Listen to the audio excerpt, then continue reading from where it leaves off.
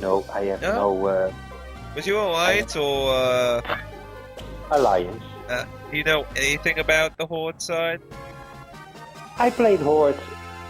I'm just saying that if you don't know, like, I mean, it's kind of hard to not know one of the major NPCs of the Wrath of the Lich King Cataclysm time period. Like, he wasn't born in Crusade, but he was a much more minor character.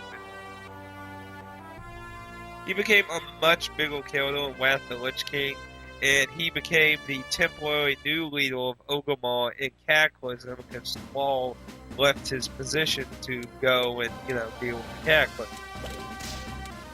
So, like, if you were doing the achievement for killing the leader of the opposite faction, you actually had to kill him because Thrall was no longer technically leader at the time.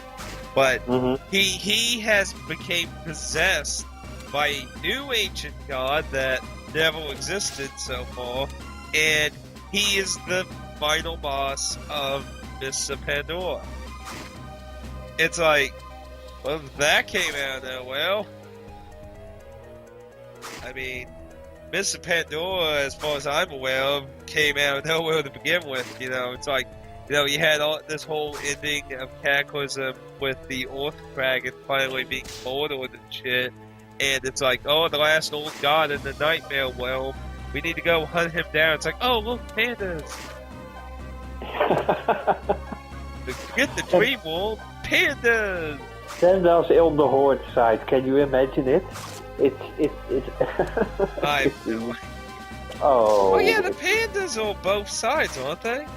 Yeah, they are. Yeah, I never, people really want goblins to be like that. They never got that. Mm-hmm. Oh, I don't know. So, but I would imagine they're probably making some new story, obviously, to keep the Warcraft trade going. This month or next month, a new expansion pack will come out, and well, I played it already too much, and at the moment, MMORPGs are not interesting me much anymore. It's basically kill and grind and kill and grind and dungeons and grind. I like the whole cooperative social aspects. Like, that's why I never really, I got into WoW once I found people to play with, but, back when I first started, on PvP servers, and just wants to murder you and shit, it's like, nothing against people who like that. Nothing against you. I'm more here for the cooperative thing. Obviously, I did play my main character on a PvP server, obviously. Because then that would just be stupid. It's like, oh, I don't like this shit, but I'm gonna keep playing on a PvP server. No. Oh, I picked the RPG server. Yeah, RPG servers have some pretty nice people, but usually for waiting, you don't usually find too many good groups. No. RPG servers, they are people, they are sitting in the Elven town, and they're just sitting and talking to each other in character. But you mean you've actually met people doing that? I think I've only seen 3 people ever do that in World of Warcraft. Oh, on the one I was in, it was a very, very large. Maybe it's more popular in PAL. I mean, maybe. Playing servers in the American end are considered a joke. Hell, I've actually seen people say these servers just need to change. Like, their meaning is non-existent. Nobody forces role-playing or anything, and people just fucking do stupid shit on them like every other server. But I can understand some people.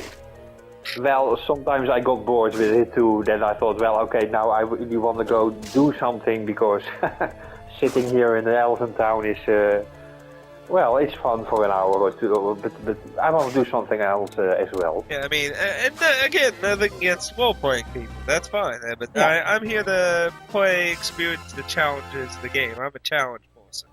I'm here to kick ass and take names. Yeah. So, I mean, that's what interested me in WoW, and obviously just the constant changing of the entire concept of the game, and the destroying content. I actually enjoyed playing. Like, I enjoyed doing a lot of the old ways and shit. Like, I would solo that one bowl place with all the snakes. Because I was a Skinnle, so anyone who's a Skinnle in World of Warcraft probably knows exactly. I don't know what it was called. It had like a giant snake god deity. Now, excuse me. That was the final boss. And I would solo that whole thing. Skins, fun, enjoyment. I would take people who never went into it with me to enjoy the content. Because a lot of people don't obviously go there, so new people don't get to experience it so easily. So I was always glad to let somebody come. So I don't know. It just Cataclysm just slowly killed anything I liked in the game every time they updated Cataclysm, and it just got to the point where I just didn't give a crap anymore. I hated changes, I hated constant major changes to everything, and I'm sure I would disliked it even more if I stuck to the beginning of Mists of Pandora, which I heard they wackily changed all the trees and everything again. But anyway, I'm sure we've rambled on enough about Warcraft. I think so. Have you ever seen Over My Dead Body? Nope. You never saw it? I've done, I think, 3 videos of Over My Dead Body. I did one video with my camera, and then when I got the direct capture cable for the PSP, I tried recording it with Aaron's PSP, and then I think I did one much more recently when I got my PSP 3000 model of Over My Dead Body. Really awesome game. Everyone who passed up the title being released to the Western world was a fool. This game, I don't understand anything in it, and it's still fucking fun as hell. But Over My Dead Body 2 was announced for the Vita long ago after the remake of PSP came out, and it's been kind of the quiet zone until just recently. They released a trailer and a shitload of photos. Here I'll give you a link since apparently you never saw any of my videos of it, so don't have anything for on. But it looks very good. They've upgraded to 3D from 2D.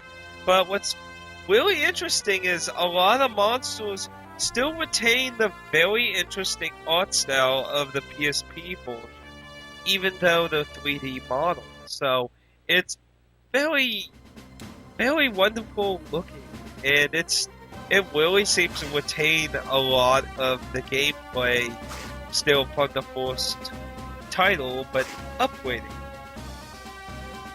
And I will say it again. Back then, when they first announced it, I would buy a fucking Vita for this. And if I don't have a Vita by the time this comes out, I'm definitely going to be buying a Vita then and a copy of this. And if it gets a release in America, I would definitely just be buying it. It's an awesome game. And the sequel is looking very good. But like, Remote RPGs left comments on my videos I did of the Force game, showing it off and talking about it, and he's like, this game looks awesome, but man, I just couldn't get over the fact that, it's not much. Well, I think you have time enough to buy your... This game will be released in Japan in 2014. Yep, so, that's what I said. If I don't have one by then, when it comes out, I'm definitely going to be getting one. And I have been interested in getting a Vita. The price dropped and everything, but I really want to fucking know if the 2000 model is going to have an output. That's what I'm waiting on. If they would just fucking say yes or no, I would make my decision and either buy a special modified Vita that will have an output, or just, or buy the 2000 if it has it. But they won't say jack shit about it, and I don't know why. But well, the price drop has been Very nice. quite amazing as well. They are much cheaper than they were, and now they are included over here with a 32 gigabyte memory chip with it, and still cheaper than it ever has been without memory chip. So, well, the price drop has been quite good. Yeah, I think it's been very good because, I mean, the Vita has been interesting, but I mean, every generation, I don't know why people, every single new generation, are like, oh, systems sell slow and blah blah. It's like, that's what happens usually every generation. Systems always have a slow rate of being bought in and stuff, because, you know, people only have the previous generation that has tons of fucking games on it, now are actually cheaper and shit, so, you know. Yeah. I mean, back when systems were a lot cheaper, you know, they'd usually be between 100 and 199. You know, now, like, 399 is usually the price. You know, it's a big step up and stuff. Yeah. It's just really tough to upgrade if you don't have a lot of disposable income. Yeah. And, well, I mean, I have decent income, but, you know, Why would I pay 400 euros for a PlayStation 4? And well, there are no games on it. So and 400 euros is a lot of money. it does actually. Oh, go ahead, Fish. No. So I'm gonna wait for sure until the price drops. Maybe next year somewhere. But you are gonna say? I was gonna say, it's actually something I've been debating about making a video on, because it's, ever since we've been in the 3D age of consoles, it seems like it's been a problem every generation that people have slowly been getting into a new release console, and everyone be like, this is going slow and everything, and like the Wii U is the exact example. It's getting everyone to be like, we're not going to release shit on it, it's not selling, why should we make games for it? And it's like, if say it happens to the PS4 and the Xbox One, it's like, well, if nobody's buying any of the 3 newest consoles, who are you going to make games for and shit? What are you going to bitch about? What are you going to use to do BS excuse and shit to not support anything? I mean, I understand obviously you want money, of course, but I mean, if nobody feels comfortable getting their games on newer systems, it's like it just seems like it's becoming more and more difficult. Because I mean, the Wii U has technically surpassed the PS3's initial sales back when it launched. And yet, I don't remember so much backlash shit like the Wii U's game right now with the PS3 when it first released, you know, back at $5.99 in America, and I think it was like extra $50 or something in Europe, I think. Yeah. So I mean, it brings up a whole new discussion, like how that might affect the market's game development. I mean, like, you know, if all 3 systems aren't selling well and shit, then like, what are you gonna do? Just pick what you think will be the best? Yeah. I mean, are you just gonna plot around? I mean,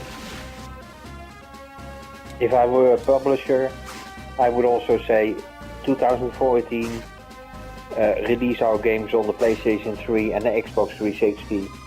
Those are the consoles that the most people have, and we want to make the most money out of our game. yeah, that's basically what Namco's doing. With Dark Souls 2, people asked, are they going to be making a version for the next gen? Namco's reply basically was, we're just focusing on the now. So basically, Namco's opinion of next gen is basically probably the smartest move. Wait for people to buy the thing. Yeah. Which again just goes back to, well, if nobody's going to support the system, it's like, what's going to go on? I mean, But eventually it will change. I think 2015 will be more likely that when the price has dropped and more people have it, then. But a lot of games still are planned on the PlayStation 3 indeed for next year. So I'm sure. I think the PS3 is going to end up in the same situation as the PS2 was. It was still supported, still got decent software for a few more years. So I'm seeing that. The 360, I'm having a harder time seeing because the original Xbox, Microsoft dropped that so fucking fast that it was almost like no one even knew it existed. Mm-hmm. Which sadly there are people who don't know it even existed. There are people who actually think the 360 is the first console. It's that I know that might be sad in some bad way. I have actually met people. That's just but yeah, Xbox 360. It's in my room. It's only been used for Vesperia and Blue Dragon, basically, and one or two more that I cannot think about now. But for the rest, well, lots of the Nippon Ichi Software games only got released on the PlayStation 3 anyway, and those are the games I am most interested in.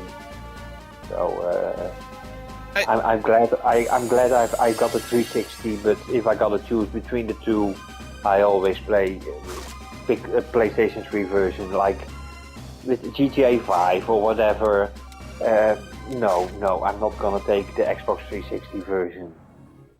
And you know, actually, another video I'm planning on doing is where I'm gonna like talk about kind of like my opinion of I'll call because our current gen is moving on, so I kind of wanted to do like an overview of the Wii, the PS3, and the 360, and their evolution of how I thought about them through their lifespan. Like originally, I did like the 360. Back the original dashboard was actually nice and useful, and like nowadays, especially with GTA 5, like GTA 5 actually makes me even more pissed off about the 360. Have you heard about what's been happening now? No, but please tell. Apparently people with really old 360s, like the white ones that have the detachable hard drive, not the elites and shit with built-in ones. Mm-hmm. People are experiencing meltdowns with GTA 5. It's killing their consoles. Yeah. And yes, take that as a warning. If you were thinking of the 360 version, it's not guaranteed. There are people who have not experienced it, but there have been a number of people experiencing it in the first 30 minutes of the gameplay. It just fucking kills it, and it red wings all the time. And it's like, what the fuck? Like every console built equally, my ass. Yeah. It's like, oh well, now you're just gonna have to upgrade. Come on, full gamble, yeah. It's like, fuck. It's overheating the video or the CPU. Something in the software isn't up to snuff versus Elite, and that's stupid. If consoles go in this direction where like these new forms of the system are gonna act differently with different games, that is gonna be bullshit. Like, and the GTA 5 is not the first instance of this. Is the first major overhyped instance of it, because the only other titles that used to do it were much more niche things that were very small cases. But GTA 5 is apparently, because it like sold 1 billion fucking copies on day one. 1 billion copies. So obviously there's a lot more widespread case of this, and it just rubs me the wrong way. How can you make a game not function properly on all versions of the console? Like, could you imagine that with like a DS title or something? Like let's see, what was the last version of the original DS? I'm trying to remember. it was called. It was just the DS XL, right? Yeah, DSi XL. Yeah, let's say like there was a game made for the DSi XL and it won't function in a original DS Fat. Like, do you know like how stupid that would be? Mhm. Like I don't know. It's I would be pissed off like fuck if I was in anyone's shoes with that. Like, and just hearing that just makes me not even trust Microsoft even more with the Xbox One's design and them saying they're not gonna rush it and shit like the 360 and crap. And it's like the 360 started out so nicely when it launched, aside from the rushed model production that went being issued. The functionality of the console, if you had one that functioned properly, the dashboard was nice and everything, and then just every dashboard update was worse than the last. It's like YouTube updates. Nobody liked any of them, but they kept doing them. Yeah. Like, the original one was so nice. It was pure game. And now it's like movies, Pizza Hut, and ads, and Redbox, and whatever fucking shit that has nothing to do with video games. Like, I mean, that's fine that it's on there, but it shouldn't be the fucking front page and fill up 90% of every fucking tab and shit. It's like, I never, when I updated to the current one, because I had torn my 360 on, it's so freaking long. When I updated to the current one, I couldn't even fucking find where the indie store was. I was like, what the hell did you do there? Oh, I don't. That'll go more than that when I make a video for that. Have you already discovered Blackbuster Show on YouTube? The guy who's criticizing the Xbox One. Oh, he's great. He's great. Yeah, I've watched some of his videos. Yeah. I many of the times I totally agree with him. He also mentioned about the dashboard for the Xbox, that it's all from Microsoft's game with advertising and all kinds of stuff that are not game related. Yeah, I mean, like I said, I don't mind that stuff being on there, but you know, you should also be more focused. You know, like I just, it seemed like the game stuff on the 360 dashboard just kept being pushed more and more into this small little box in the top left corner, where everything else is amassed by ads and television and music. Yeah. I like the dashboard of the PlayStation 3 as well.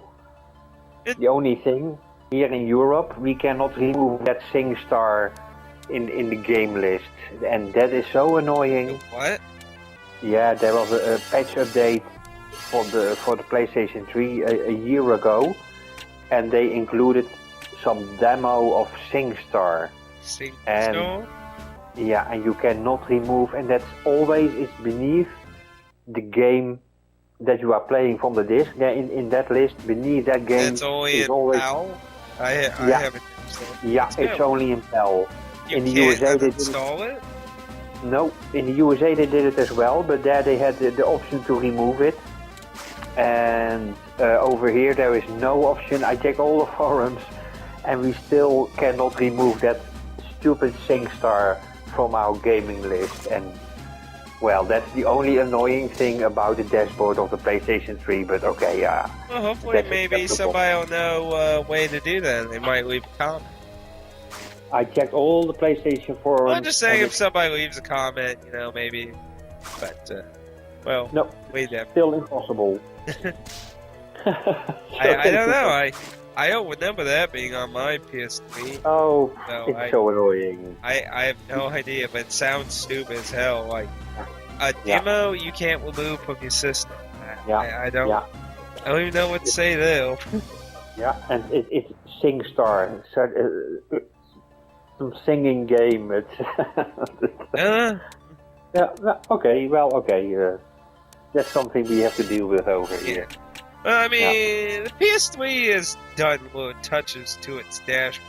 Like, something that keeps annoying me, it's not like some horrifying thing that destroys my life, but it is annoying every time because I'm so used to it being in the game part of the menu when they move trophies to the PlayStation Network part. And, like, I always go to the game area, it's like, oh, yeah, they moved it to Network. Yeah. It's like... Yeah. And it keeps doing... I was just doing that today, this morning, when I was doing a recording. I was like, oh, I want to look at this... Oh, crap. It's open fail. So, Billy, you know, they all do updates, but you gotta at least give PlayStation some credit. They've at least fucking stayed pretty similar to the original design. Though admittedly the PlayStation Store has vastly changed recently from the last time I used it. It is completely different from the last time I ever used it, which I think was back during the PlayStation Store hack. I think was the last time I was on now. And the store is so different now, so actually the store the PSN store reminds me of what fucking Microsoft's dashboard looks like now. But hey, at least it's all related to video games, so I can't really fucking bitch about too much. Yeah. it's big blocks with games. Yeah. But gladly we can still search and yeah, look I mean, it's not awful. It's just something new to get used to. Like I said, at least it's still focused on games, so... Well, I had 3 laughs yesterday. I made a video of it today and put it on YouTube. That I was so, shocked is a big word, but where we are going with the digital, it's... I really don't know how companies plan to do the whole digital thing. I mean, look what happened with the Xbox One. You got these companies that claim that they can't make them cheaper because physical versions in the stores are holding back because they'll make whole ransom for it, but fans and such want physical. And I mean, when you look at, like, right now, an article about the Nintendo eShop, a bunch of Atlas titles that are being discounted with one from Axis. Devil Summoner Soul Hackers is now $29.99 on the eShop. RC4 is $29.99 on the eShop, and the Shimigami game on the 3DS is $24.99. They all had a 10 reduced price, which is awful compared to the physical versions you can buy brand new on Amazon for even less. Brand new physical copies. So it's like, you're not even... Why do I want a lesser version? I have less control on it existing in the future over those. Yeah. Like, what's the incentive? Yeah. And that I still hate console download. It has no way makes me feel like in 20 years I'll be still supported and capable of re-downloading the game. They'll be dead. Yeah.